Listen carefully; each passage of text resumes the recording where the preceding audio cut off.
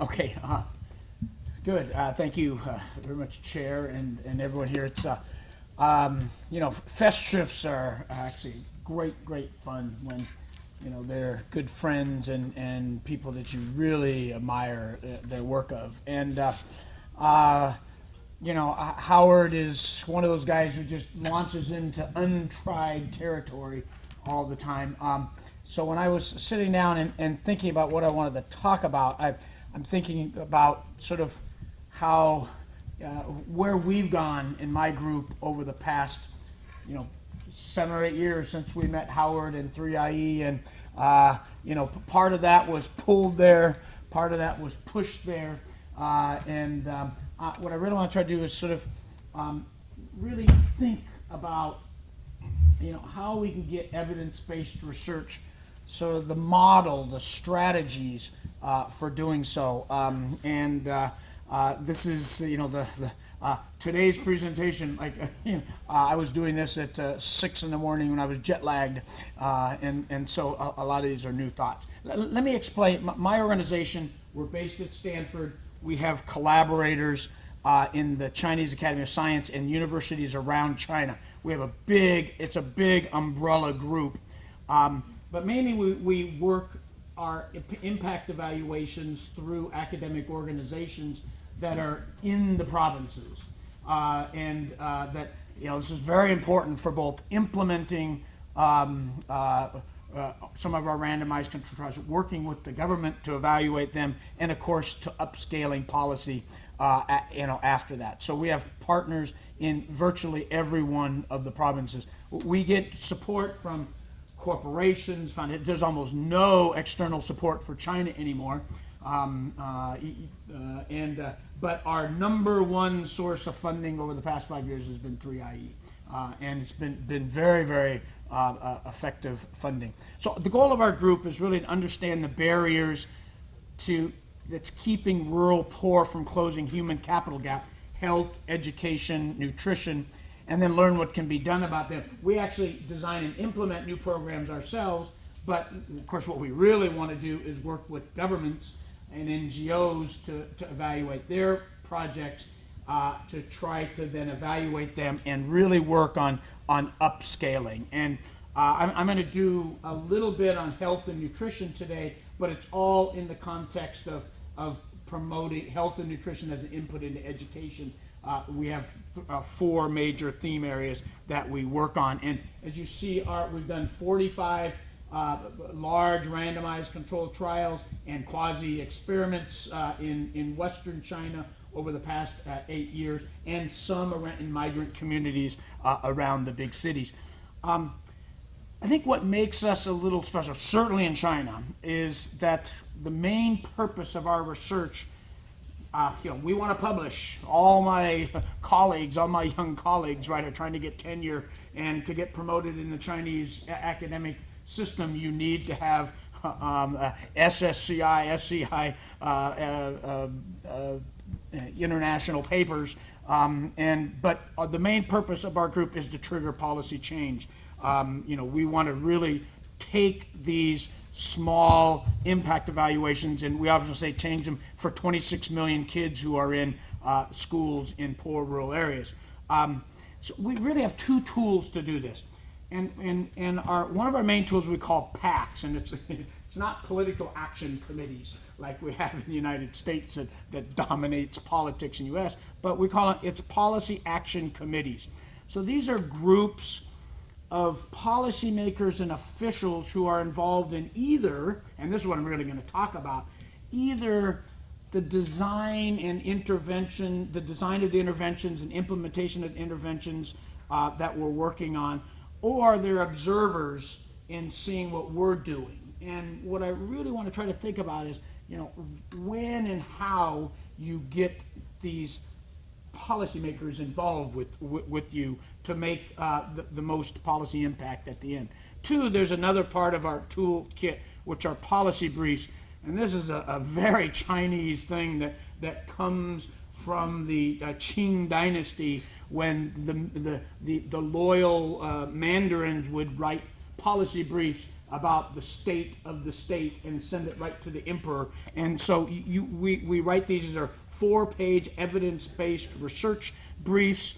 And within several weeks, here's one that just came back to us, signed by Li Keqiang and Liu Yandong, the premier and vice premier, as they tell us what they think.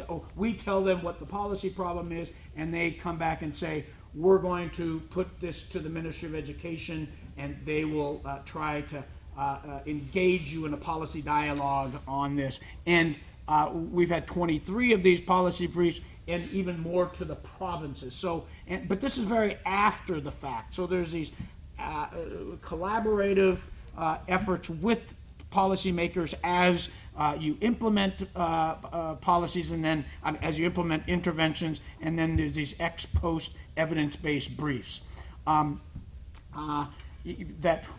China's a big place, and there's lots of people working on that. That we can't come up with the evidence-based piece of evidence that shows that we're the one that triggers these, but our work has been involved with launching of a $20 billion National Nutritious Lunch Program, a nationwide financial aid program for high school students in poor areas, and a big deworming campaign that's now really starting to explode throughout Western China. And so that sometimes these do end up at least contributing to very large, changes in the way things are done. And there's many others that are underway. So what I want to do today is really think about something much more, a little more general. Because I'm not sure that there have been many impact evaluation groups out there that, despite everything you have to write down in your 3IE application for funding, that say, the reason I'm doing this is to change policy. Yeah, I mean, I sit around with a group of people, and I hear a lot of, it's not our job, right? So, there's several reasons. Some people don't think it's their job. Some people think the purpose of research is to publish in academic journals, right? Others are, we care about policy, but we don't know how to do it. There are many models or many approaches. Which ones work? And so they sort of freeze and don't do anything. And then there's the groups that say, we care, we tried it, it didn't work, so we don't really put a lot of effort into it. And I think that perhaps these, I don't want to talk about the first one, right? That's a matter of preferences of your group. And, there is, to be honest, right, there's real tension between policy-focused work and research-focused research, right? Policy-focused research takes time, takes money.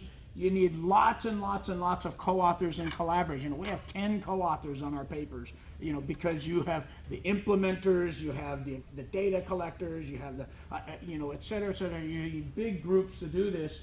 Economic journals want 2 authors, right? And econ departments want a corresponding and a primary author. And it sometimes involves repetition, repeating these over and over again.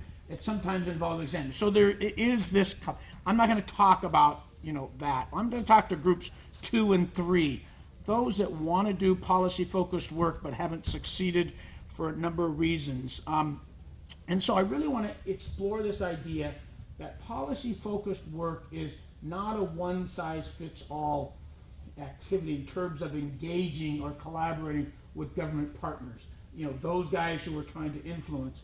And I want to lay out sort of 3 models about when we take what strategy. Now, I think model is really too strong of a word. I'm going to slip back and use it from time to time, but it's really an approach, a strategy of using evidence-based research. And there's some assumptions here. And, this reflects my bias of, working in China. We were just talking about this, that I think that these assumptions aren't true in many countries, but I think they are true in a lot of countries. That policymakers care about education, health, or whatever you're trying to influence. Maybe it's intrinsic motivation, maybe it's for promotion. Policymakers are engaged with these problems. They're not, stupid, but they're working with them on a day-to-day basis. Policymakers will have priors, and sometimes they buy into myths that may be barriers to certain types of policies. And policymakers are very busy, and they lose interest they'll shut down work or just blank it out if the work isn't relevant. So with these assumptions, I'm going to try to sort of, break, to explore these models, in celebrating of Howard's wild ideas that he goes off on sometimes. This may be in one of those directions. But so here we go. We're going to have three models: full participation model, partial participation model, and observation only model. So where we have the policymakers just as sort of over your shoulder observers, and it depends on the nature of the problem. If the problem is well understood and it's only the solutions that are under debate, I claim that you really want to have the policymakers involved from the start. That they need to be involved in all the discussions and decisions. I'll talk about this more later. And at the other extreme is if you're working on a totally new problem, a problem that's or a problem that's misunderstood, or there's myths that's keeping you in. To get a policymaker involved in this whole process and debates over how do we solve this problem they don't even think is a problem, I think is a waste of time, and you end up spinning your wheels and perhaps even losing their interest once you get to the end and have something. And then there's something in the middle I call partial participation, where they mostly understand the problem, but that we know the solution. It may be a solution in South Africa or Latin America or in another province, but we sort of know the solution. It's not, for some reason, it's not being implemented here.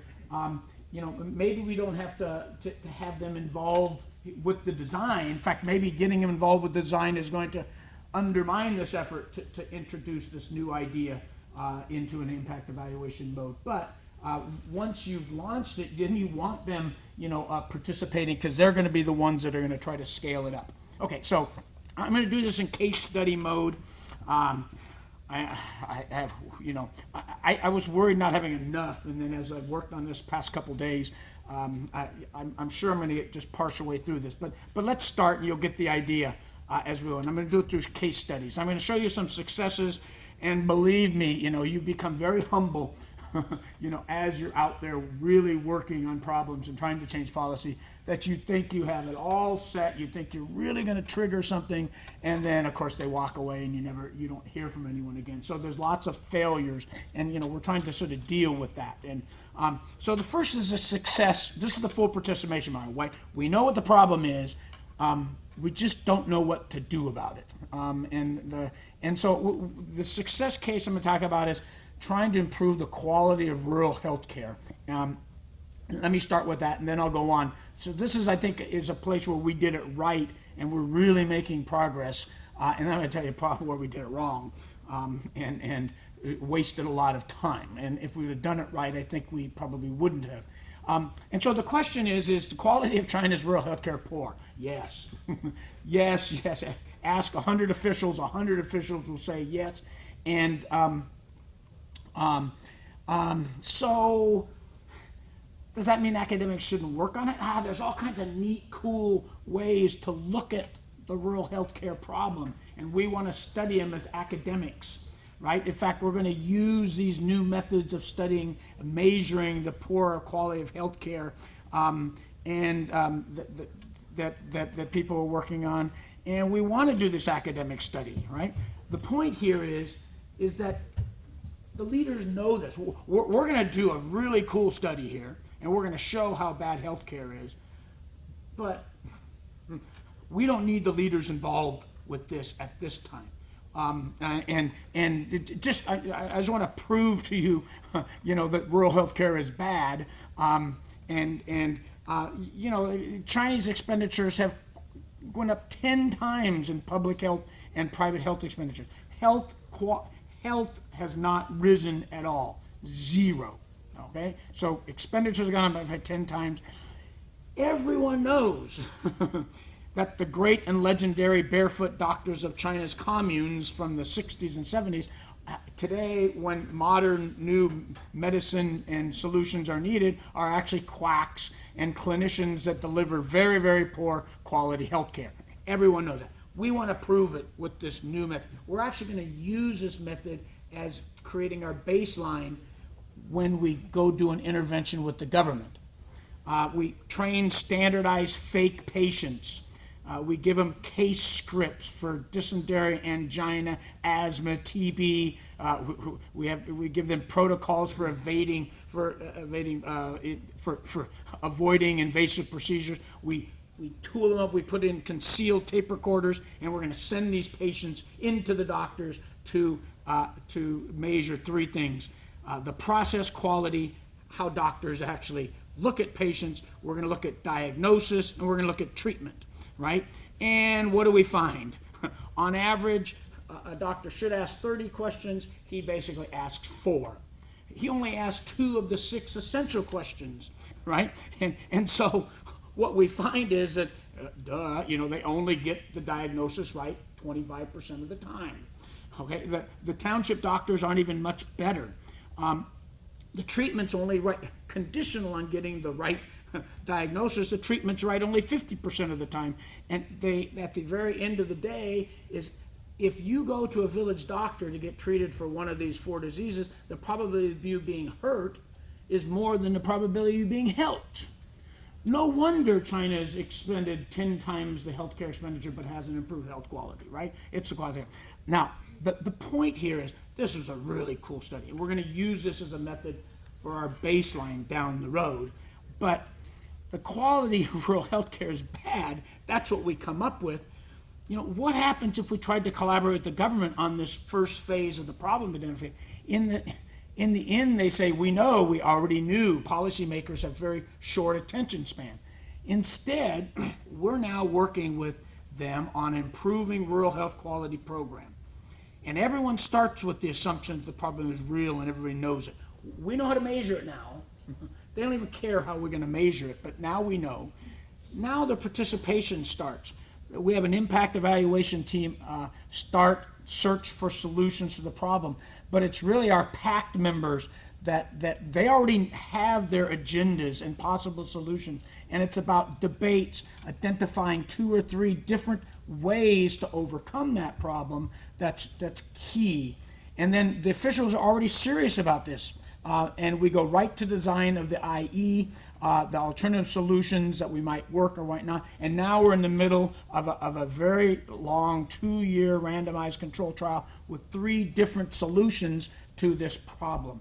And there is tremendous government engagement, constant people coming from Beijing. Our collaborators are the ones who are going to Beijing and dragging officials down. Okay, so that's where you don't get them involved, with the problem. Get them involved in the solutions and then fully participate there. Now, you can take some wrong approaches. It's conditional cash transfers for a junior high kid.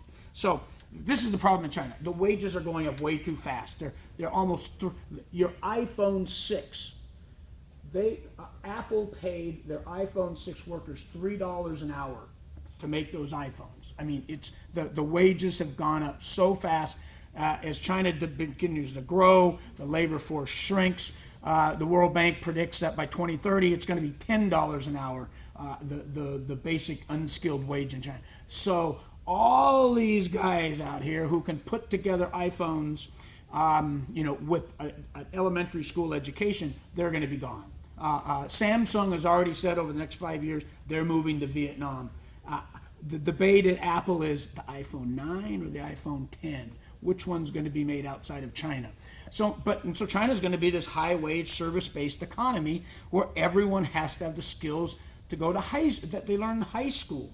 But high school graduation rate's only 37%, and the real problem is many students aren't even finishing junior high.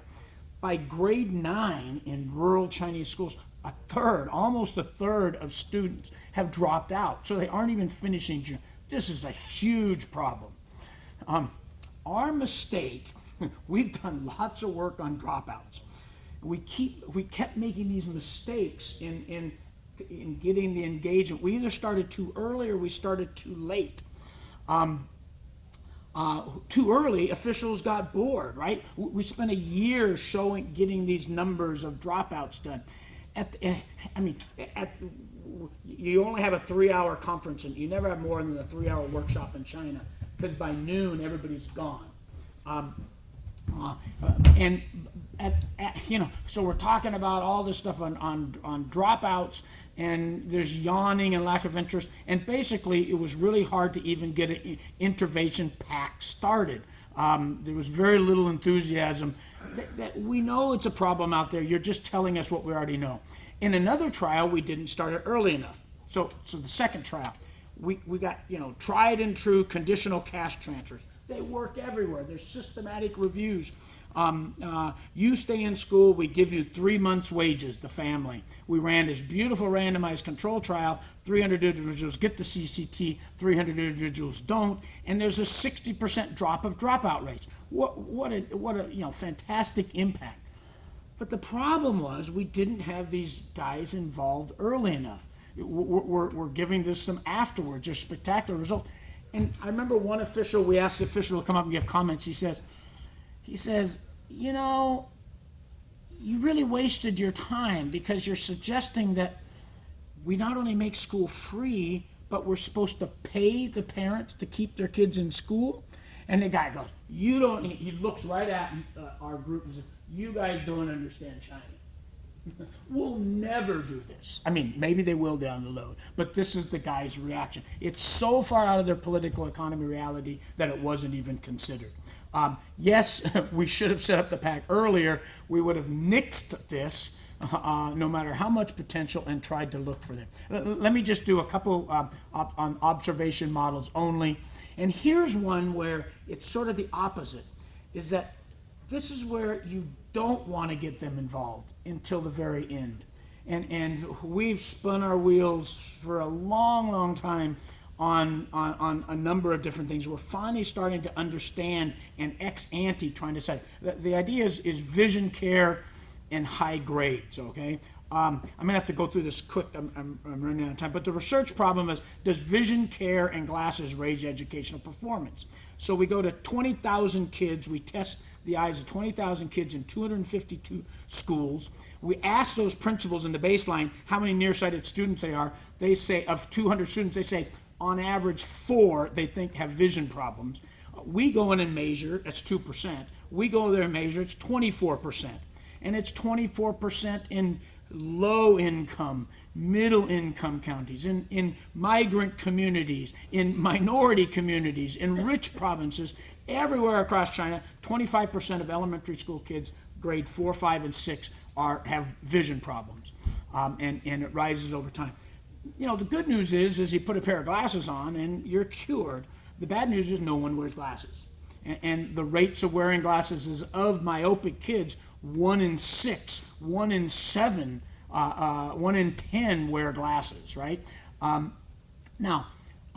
So we're out there, having this group with us. We do this big randomized controlled trial. It's complicated, but the most simple part of it is we do a control, we do a free, we go out to 100 schools and we put glasses on kids' faces, and lo and behold, grades go up.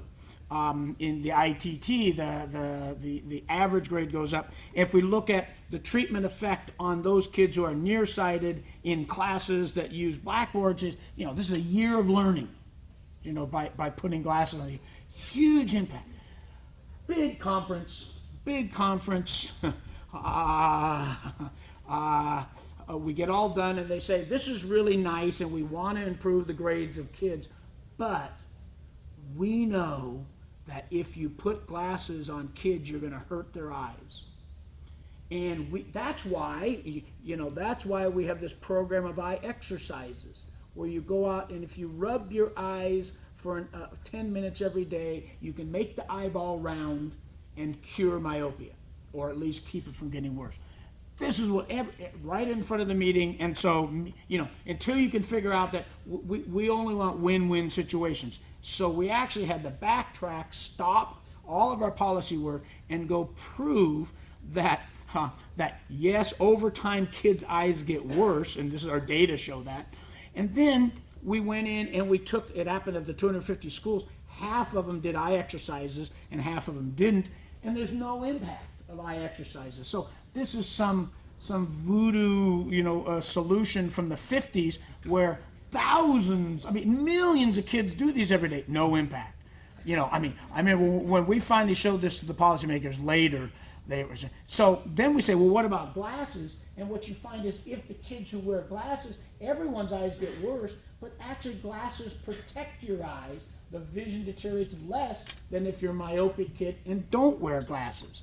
And so within 3 months, 3 policy briefs go out, and suddenly they're interested. So we had spent all this time trying to get them interested, and they quit until we could actually overcome this problem. And now there's 2 very large effective trials of how to upscale the program. Let me skip to the end. I'm out of time. There's a partial participation model, which is the problem is mostly clear. Solutions are proven in other countries. We're doing one with teacher incentives. That sort of most people know teachers don't teach very hard. We need to incentivize them. They don't know how to incentivize them. We're starting to know that teacher incentives, if you give them right, and we know this from Europe, from England, from a lot of the United States now, is that you can actually get teachers not only to teach harder, but to care about the whole class. And so you want them involved in this, but we don't want to have a big debate over how we improve incentives and go there. So summary and conclusions. When will we ever learn? We've started to learn to do impact evaluation for sure, and 3IE has been such a big part of that. We've learned about creating counterfactuals and causal chains and clustering, and meta-analysis shows that these experiments and quasi-experiments arise at an increasing rate. But we've made less progress in the area of learning how to work with policymakers to make policy change. We're going to work hard to overcome that with 3IE. I don't care where you're at, Howard. We're going to find you and continue to work together. And so thank you very much.